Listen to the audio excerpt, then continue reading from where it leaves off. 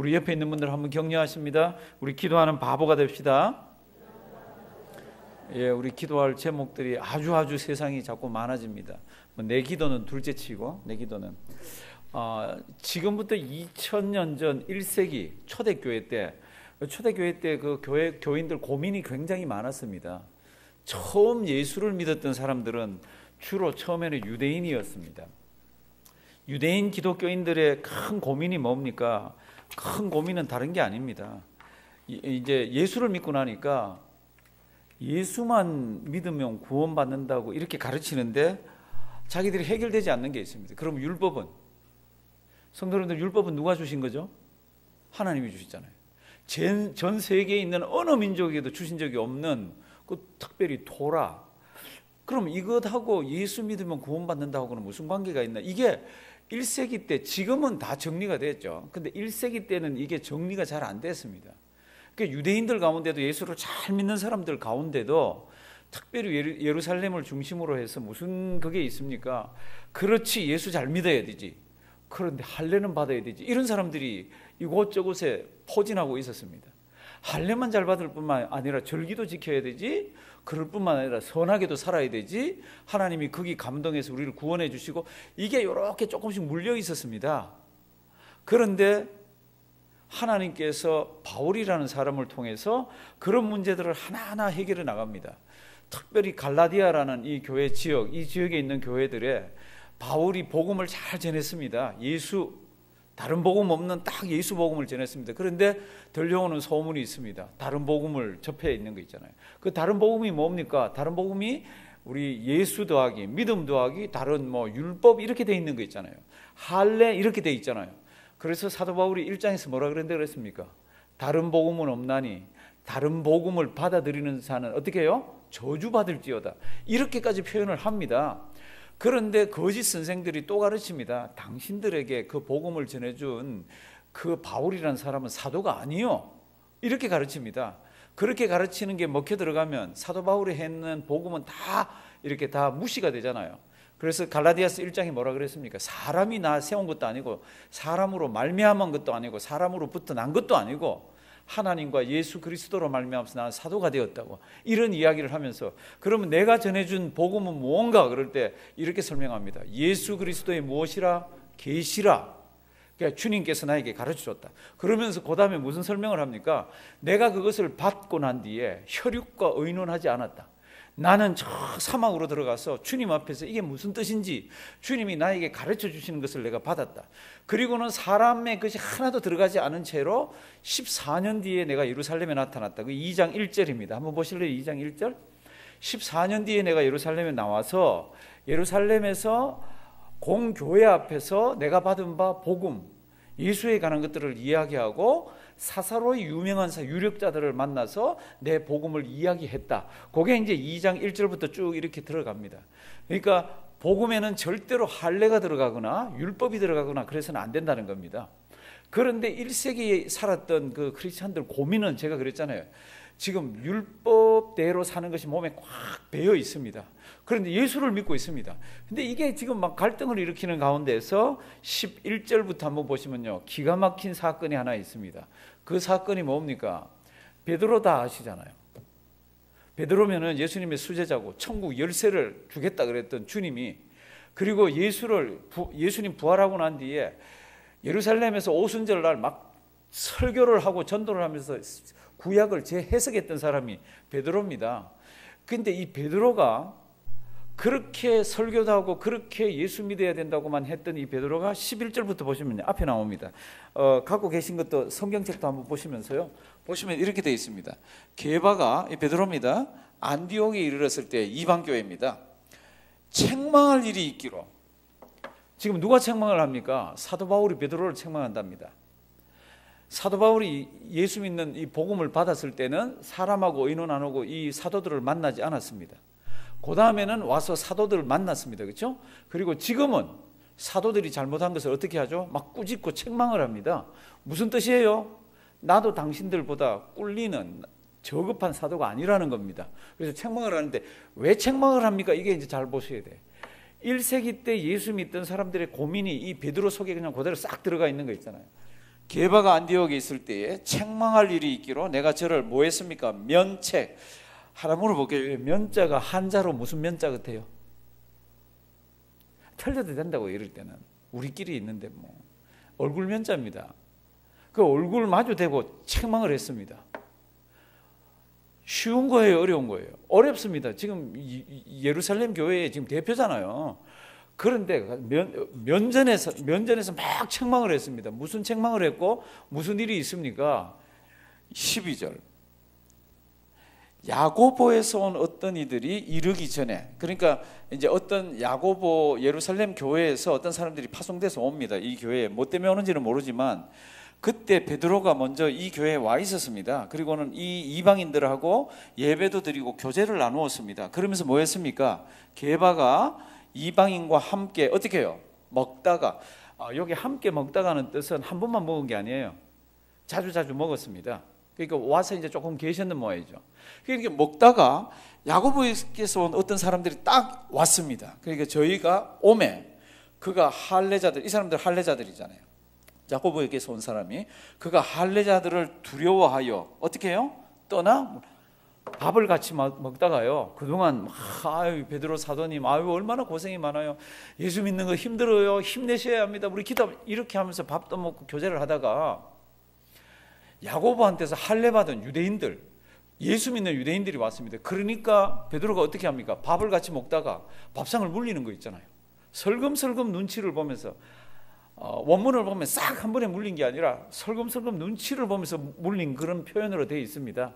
그러니까 두려워하여 떠나 어떻게 합니까? 물러갑니다. 왜 물러갑니까? 이제 한번 보십니다. 13절. 남은 유대인들도, 그러니까 베드로하고 같이 이 교회에 같이 왔던, 그래서 밥을 같이 먹던 그 유대인들도 저와 같이 뭐함으로? 외식함으로. 이러면 안 된다는 거지. 외식함으로 바나바도 저희의 외식에 유혹되었느니라. 그래서 같이 그동안 밥을 잘 같이 먹다가요, 유대인들이 딱 오니까 유대법, 율법에는 뭐예요? 이방인들과 밥 먹으면 안 되잖아요. 교제하면 안 되잖아요. 그게 털커덕 걸리는 겁니다. 이렇게 지금 예수 안에서 자유롭고 복음 안에서 하나가 되어 있는 사람들이 그게 두려워가지고 어떻게 합니까? 밥상을 싹 물리는 거 있잖아요. 아주 희한한 짓을 하는 거 있잖아요. 그거를 사도 바울은 뭐라 그랬습니까? 외식이라고 그랬습니다. 이런 외식은 전염성이 굉장히 강합니다. 그러니까 바나바조차도 엉거주춤하게 밥 먹다가 그 사람들은 그러고 밥을 같이 안 먹고 이렇게 하는 이상한 일이 벌어진 겁니다. 이거를 사도 바울이 보고 어떻게 했습니까? 사도 바울이 이걸 가지고 베드로 면전에서 책망을 합니다. 14절. 그러므로 나는 저희가 복음의 진리를 따라 바로 행하지 아니함을 보고, 복음의 진리는 뭐예요? 유대인, 이방인 벽이 없잖아요. 그리고 특별히 이 율법에 관해서는 복음이 그걸 뛰어넘잖아요. 그런 지금 율법에 매여 가지고 이방인하고 밥 먹다가 이거 밥상을 물려내는 거 있잖아요. 그러니까 복음의 진리를 따라 바로 행하지 아니함을 보고 모든 자 앞에서 게바에게 이르되, 다 같이 읽습니다. 내가 유대인으로서 이방을 쫓고 유대인답게 살지 아니하면서 어찌하여 억지로 이방인을 유대인답게 살게 하려느냐 하였노라. 억지로 이방인을 유대인답게, 예수 믿는 이방인이 생겼습니다. 그러니까 이 당시까지만 해도 엉거니 할례 받으면 좋겠다, 엉거니 뭐 율법을 지키면 좋겠다, 이게 이제 있은 거예요. 그러니까 어찌 그럴 수가 있냐는 겁니다. 복음 안에서 자유로운 우리가 우리 주 예수 그리스도 안에서 율법을 뛰어넘고 예수 그리스도의 사랑으로 복음으로 하나가 돼서 지금 있는데 어떻게 그렇게 율법에 매이는 것 때문에 이렇게 밥상을 물려내고 이런 짓을 하냐고 책망을 합니다. 그러면서 우리는 본래 뭐요? 유대인이요 이방 죄인이 아니로되, 맞죠? 이 사람들 원래 유대인이고 율법을 받은 사람이죠. 그런데 그럼에도 불구하고 예수를 믿었잖아요. 그러면 뭐예요? 율법으로부터 자유함을 얻어야 되잖아요. 그러니까 사도 바울이 이걸 가지고 누구를 꾸짖었습니까? 베드로를 엄청나게 꾸짖었습니다. 모든 사람이 보는 앞에서 이렇게 했는지는 모르겠어요. 막 대놓고 막 율법 매여 있다고 이러면서 막 이야기를 했습니다. 그러면서 16절로 딱 넘어가면요, 한 성경 구절 안에 어마어마한 내용이 들어 있습니다. 한 성경 구절 안에. 이 성경 구절은 사도 바울이 만든 게 아닙니다. 이 성경 구절은 주님의 계시로서 받은 겁니다. 여기에 무엇이 나옵니까? 죄에 관한 문제가 나오고, 이 죄인이 법정에 섰을 때 죄인은 죄인이잖아요. 그럼에도 불구하고 이 죄인을 죄가 없다라고 불러주는 것을 성경은 의롭다고 하는 겁니다. 그러면 사람이 어떻게 의롭다 함을 받습니까? 어떻게 의롭게 됩니까? 이게 2장 16절에 들어있습니다. 아주 길어요. 2장 16절은 네 마디로 끊어서 읽어야 됩니다. 이게 2장 16절요. 2장 16절. 천천히 제가 한번 읽어볼게요. 이제 이 내용을 잘 한번 따라와 보십시오. 사람이 의롭게 되는 것은 율법의 행위에서 난 것이 아니요 오직 예수 그리스도를 믿음으로 말미암는 줄 아는 거로. 여기 하나입니다. 그래서 우리도 이제 이렇게 이제 시작하는 겁니다. 원래 문장이 원문이 그러므로 우리도 그리스도 예수를 믿나니. 이게 또 두 번째입니다. 왜 예수를 믿는가 하면은 이는 우리가 율법의 행위에서 아니고 그리스도를 믿음으로써 의롭다 함을 얻으려 함이라. 여기서 끊어집니다. 이게 세 번째로 끊어졌죠. 요 다음이 이제 왜냐하면 율법의 행위로서는 의롭다 함을 얻을 육체가 없느니라. 이 한 문장 속에 갈라디아서가 요약되어 있고 이 한 문장 속에 로마서가 요약되어 있고 그렇습니다. 사람이 어떻게 의롭다 함을 받습니까? 이걸 아는 거예요. 뭐로 말미암아? 율법으로 말미암는 게 아니라 무엇으로요? 예수 그리스도로 말미암아. 그걸 믿음으로 말미암아서 우리는 의롭다 함을 받습니다. 그래서 여기 지금 사람이 의롭게 되는 것은 요거 수동태입니다. 능동태 아닙니다. 사람은 내가 스스로 어떻게 한다고 의로워지는 거 아니잖아요. 여기 나오는 거는 전부 수동태로 씁니다. 패시브. 왜 그렇게 씁니까? 우리가 자율적으로 해서 하나님 아버지 앞에서 의롭게 되는 법은 세상 천지에도 없습니다. 왜요? 2장 16절 제일 마지막에 뭐라고 했습니까? 율법의 행위로서는 의롭다 함을 이것도 얻을 육체가 이 땅에는 아무도 없습니다. 그러니까 어떻게 하면 우리가 의롭게 됩니까? 수동태로 어떻게 되어짐을 받습니까? 그럴 때 예수 그리스도를 믿음으로, 우리 주 예수 그리스도를 믿음으로 사람은 의롭게 됩니다. 이 이야기를 하고 있습니다. 그런데도 베드로도 율법에 매여가지고 아직까지 예수 믿으면 구원받는 거 확실히 알면서도 옛날 것을 못 버리고 있는 거죠. 그러니까 유대인들이 오니까 이방인들하고 식사하다가 얌얌 맛있죠? 맛있어요. 이러다가 눈치를 보고는 밥상을 썩 물려내는, 이게 얼마나 복음에는 치명적인지 모른다는 겁니다. 복음에는 율법이 들어갈 것이 하나도 없다는 겁니다. 그런 데서는 자유로워야 된다는 겁니다. 그러면서 2장 16절 다시 사람이 의롭게 되는 것은 율법의 행위에서 난 것이 아니요 율법을 지킴으로써는 사람은 조금 더 의로워질 수가 없다는 겁니다. 그러면 어떻게 의롭게 됩니까? 오직 예수 그리스도를 어떻게 해요? 믿음으로 말미암는 줄 아는 거로. 그래서 따라서 그런 거로 우리도 그리스도 예수를 믿나니. 이걸 알기 때문에 율법으로는 우리를 의롭다 해주고 구원할 줄 방법이 없기 때문에, 그래서 우리도, 나 사도 바울도, 우리 모두 다도 누구를 믿는다고요? 예수를 믿는다고. 이게 짧은 문장이지만 1세기 초에는요 이게 아마 폭탄 같은 선언입니다. 그리고 이게 또 폭탄 같은 선언으로 작용할 때가 있죠. 16세기 종교개혁. 종교개혁 때는 왜 이게 폭탄 같은 선언같이 됩니까?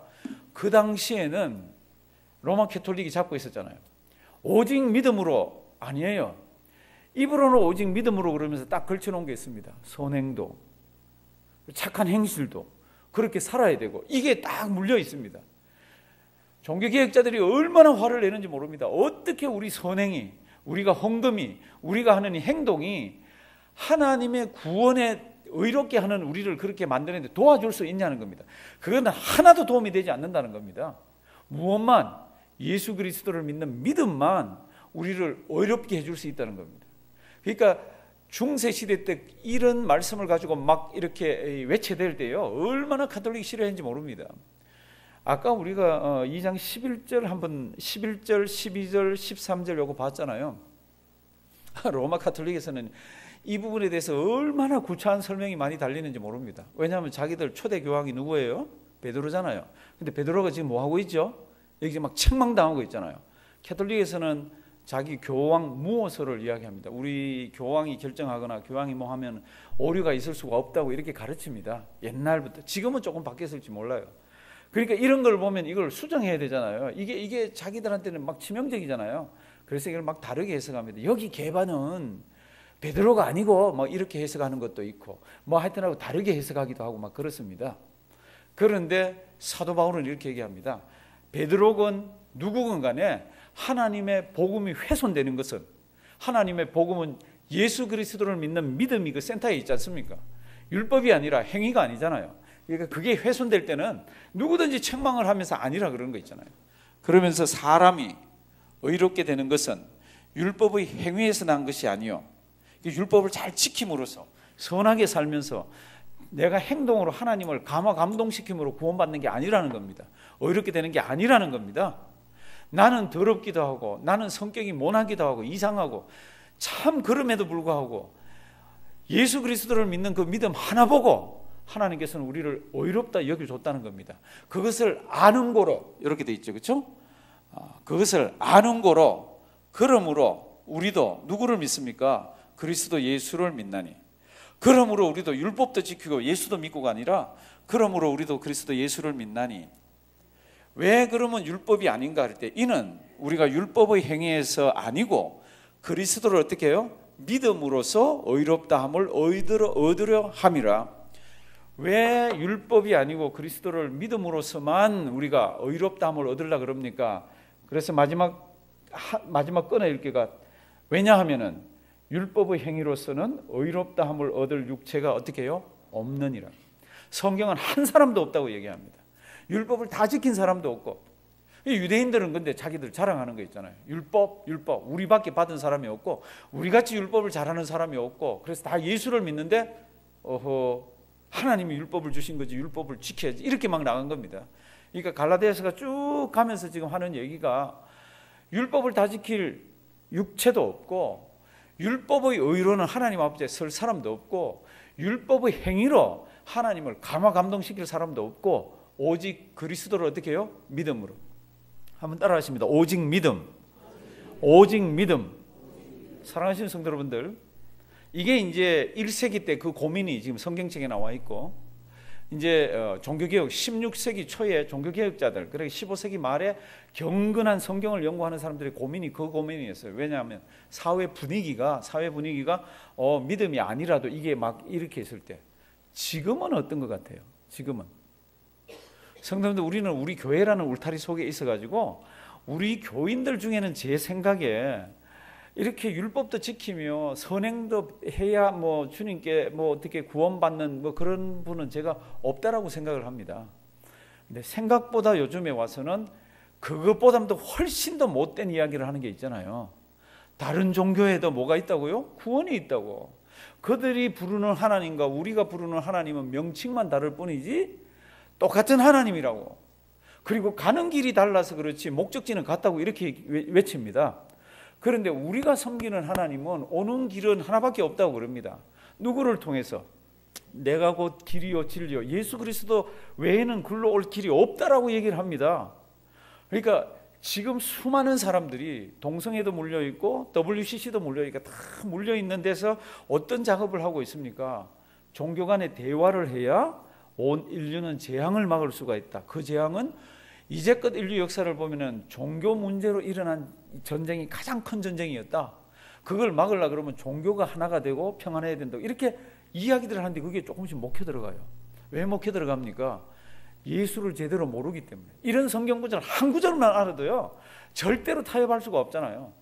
율법의 행위나 그 다음에 무슨 선행이나 무슨 평안이나 세상의 어떤 것들로는 하나님을 감동시켜서 우리가 의롭다, 법정에서 그렇게 너 죄 없음이라고 선고해 주는 게 없다는 겁니다. 그런데 지금 맨하탄을 중심으로 저기 파리를 중심으로 로마를 중심으로 해서 얼마나 이런 운동이 많이 일어나고 있는지 모릅니다. 오늘 이 성경 말씀 잘 기억하기를 바랍니다. 한 성경 말씀이지만 이 성경 말씀 속에는 신구약이 요약이 되어 있고요, 갈라디아서가 요약이 되어 있고 로마서가 요약이 되어 있습니다. 얼마나 간단하면서 우리에게 선명하게 설명을 해주는지 모릅니다. 세상은 정말로 많이 바뀌고 변해가고 있고요, 참 사람들이 과학이 발달되고 의술이 발달되고 뭐가 발달되면은 참 잘 살 줄 알았잖아요. 지금 중국발 지금 이 바이러스 하나도 지금 처리를 못 해가지고 지금 난리를 치고 있습니다. 성도 여러분들, 이런 바이러스가 지금 끝일 것 같습니까? 앞으로는 없을 것 같습니까? 의술로 다 막을 수 있을 것 같습니까? 저는 의사가 아니라 잘 모릅니다. 제가 의사 선생님들 좀 만나보면 물어봅니다. 감기 그거 별거 아닌 것 같은데 그 감기 잡는 약 있어요? 의사 선생님들이 다 대답하더라도 한 분도 빠지지 않고 감기 약 없어요 그러더라고요. 그 감기조차도 지금 해결을 못하고 있는데 지금 코로나 바이러스 이게 변종으로 나와가지고 우한인지 거기를 다 완전 폐쇄를 시키고 중국이라는 땅덩어리는 지금 막 퍼져나가고 있고 전 세계로 퍼져나가고 있는데 이 지금 이렇게 의술이 발달됐는데도 어떻게 할 수가 없는 거 있잖아요. 그럼 그것만 있습니까? 그럼 바다는 어떤 것 같아요? 바다는 일본이 지금 자기들은 뭐 얼마나 바다가 넓은데 여기 자기들 조금밖에 방류 안 한다 그러죠. 그런 것 같아요? 그러면 강은 어떤 것 같아요?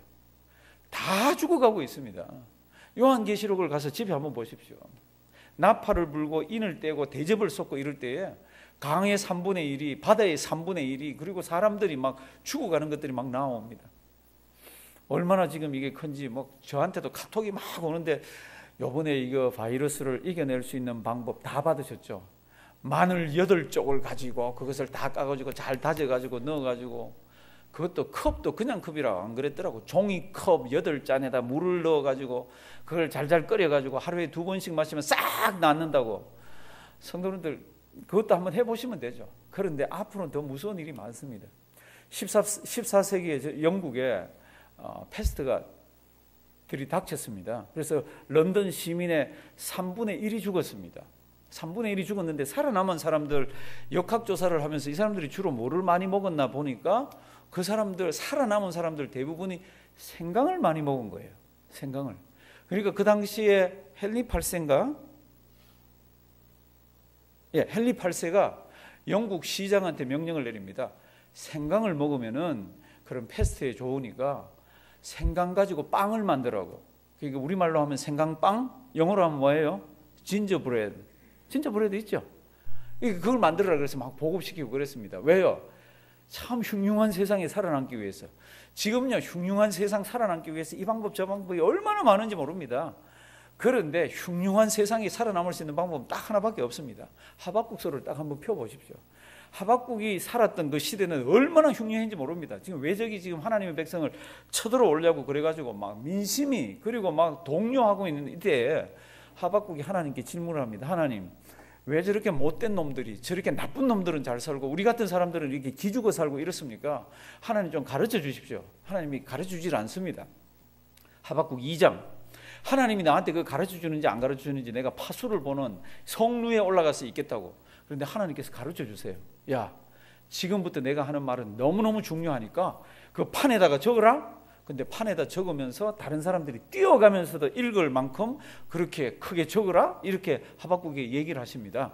그래서 이제 하박국이 무슨 이야기를 하나 봤더니 세상은 교만한 사람이 판치고 뭐 어렵고 힘들고 뭐 하지만 오직 의인은 뭐요? 믿음으로 말미암아. 그렇게 세상이 뒤집어지고 그렇게 어려운 일이 있을지라도 살아남는 법은 딱 하나라는 겁니다. 그게 뭐예요?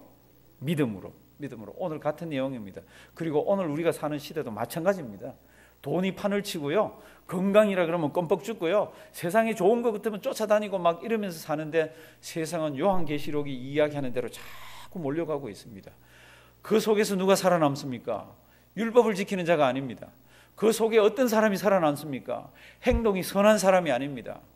예수 믿는 믿음 가지고 있는 사람. 그 자가 마지막에도 살아남습니다. 오늘 이 말씀 잘 기억하길 바랍니다. 우리에게 어려움이 닥칩니다. 예수 믿는다고 안 닥치고요. 예수 믿는다고 피해가고 그렇지 않습니다. 마지막 어려움은요. 특별히 예수 믿는 사람들 더 어려워집니다. 그럴 때 살아남을 수 있는 방법이 뭡니까? 오직 의인은 믿음으로 말미암아 살리라. 내가 선하게 사는 게 아닙니다. 주님 꼭 붙들으라는 겁니다. 내가 돈 가지고 되는 게 아니라는 겁니다. 꼭 믿음이 있어야 된다는 겁니다. 이 마지막 시대를 살아가는 귀한 믿음 가지고 주님 앞에 승리하며 서는 우리가 되기를 주님의 이름으로 부탁드립니다.